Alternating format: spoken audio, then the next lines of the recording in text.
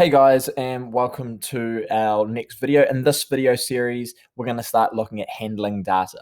Okay, and that's a very important thing because it allows us to look at patterns and figure out what's happening in the real world, and then that allows us to make decisions. So, for example, with the whole situation we've been going through, the government has been using data to help us figure out when it's going to be safe to go back in level 2. So, in today's one, we've got 4 different people. Now, this is based off a real life situation. This is me and some of my friends. We were playing a game of charades, and we each played 4 rounds, and these are our different scores. And so what we are doing, what we are doing here is we're figuring out who had the highest average score, okay? Because that's what we can do with data. So how we figure out the mean is we add all of the pieces of data from one set. So in this case, Matt is one set. We add all of his pieces of data. So 5 plus 6 is 11. Okay. Plus 7 is 18. Plus 6 is 24. So Matt's total score was 24. Okay.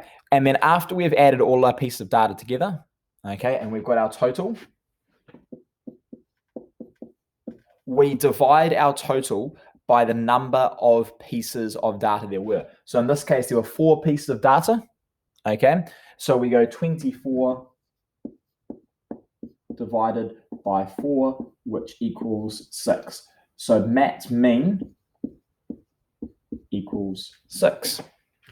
Okay, pretty straightforward. Let's go over to Joe. For those that haven't figured out, this is me. Okay, I had some really good rounds and some really poor rounds. So let's start off adding it together. 2 plus 10 is 12, plus another 12 is 24, plus 0 is 24. Okay, so that is my total.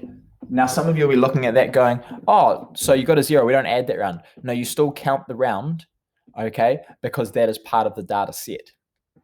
So again, similar to Matt, it's going to be 24 divided by 4, which equals 6. So my mean equals 6. Okay, pretty straightforward. So add them all together, divide by the total number. Okay, we'll jump over to Amy. Okay, let's add hers together. 9 plus 8 is 17, plus another 8 is 25, plus 7 is 32. So Amy's total is 32.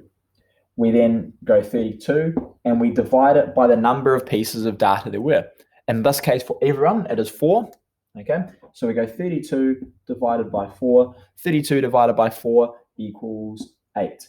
So the mean for Amy equals 8. Okay, and lastly, we have Mirren. So we add her scores together. 10 plus 6 is 16, plus 10 is 26, plus 2 is 28. So Mirren's total is 28. Okay.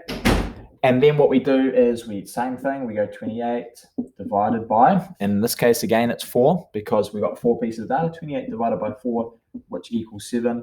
So Mirren's mean equals 7. So what we can tell from this is Amy was the winner. She had the highest score. She also had the best average score. Now, this general rule applies that the higher the score originally, or the higher the number, the higher the mean or the average is likely to be. However, it then depends how many sets of data you had. If Amy had way more sets of data and a way bigger score, her average is actually going to be lower.